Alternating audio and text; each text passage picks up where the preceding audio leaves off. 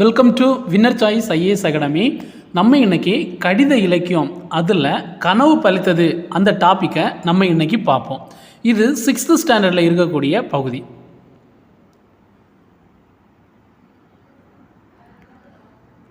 இந்த இதில் கனவு பலித்ததில் முக்கியமாக என்ன கொடுத்துருக்காங்கன்னு பார்க்கலாம்.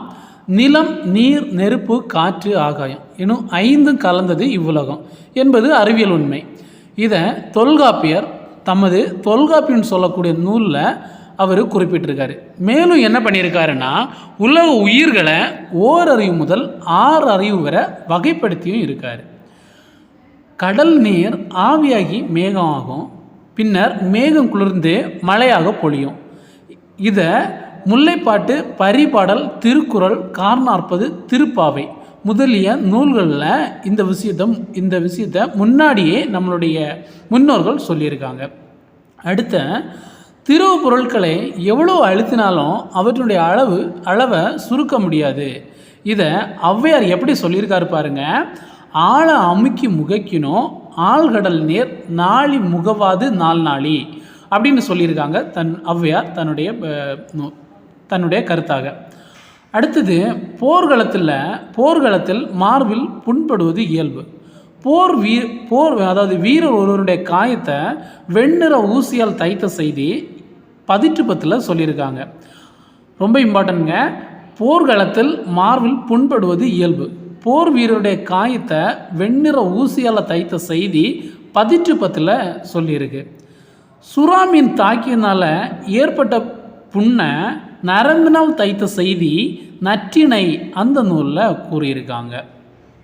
அடுத்தது தொலைவில் உள்ள பொருட்களின் உருவத்தை அருகில் தோன்ற செய்ய முடியும் அப்படின்னு கலிலியோ சொல்லியிருக்காரு. அதுக்கு முன்னாடியே கபிலர் தன்னுடைய நூலான திருவள்ளுவ மாலையில் இதை சொல்லியிருப்பார். அடுத்தது இந்த பாக்ஸில் இருக்கு பாருங்க. நிலம், தீ, நீர், வழி, விசும்படு 5 கலந்த மயக்கம் உலகம் ஆதனில். இது யாருன்னு கேட்டால் தொல்காப்பியர்னு சொல்லணும். அடுத்தது பாருங்க. கடல் நீர் முகந்த கமன் சூழ் எழிலே. இந்த பாடலுடைய எதில் அமைஞ்சிருக்குன்னு கேட்டால் கார்நாற்பது. நெடுவெள்ளூசி நெடுவசி பரந்த வடு. இது எந்த நூலோடனா பதிற்றுப்பத்து. அடுத்து பாருங்க. கோட்சூரா எரிந்தன சுருங்கிய நரம்பின் முடிமுதிர் பரதவர் நற்றிணை.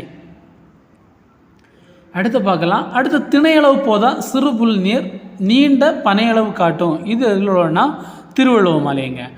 அடுத்தது ஒரு தெரிந்து கொள்ளும் கொடுத்துருக்காங்க.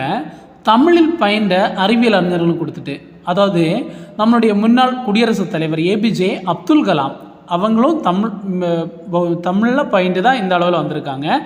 இஸ்ரோ அறிவியல் அறிஞர் டாக்டர் மயில்சாமி அண்ணாதுரை அவங்களும் தமிழில் படித்து தான் இஸ்ரோனுடைய அறிவியல் அறிஞராக இருக்காங்க. இஸ்ரோனுடைய தலைவர் டாக்டர் ஹை சிவன் இவங்களும் தமிழில் படித்து தான் இஸ்ரோனுடைய தலைவராகவே ஆகியிருக்காங்க.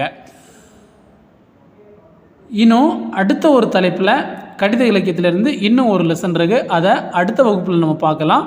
நன்றி.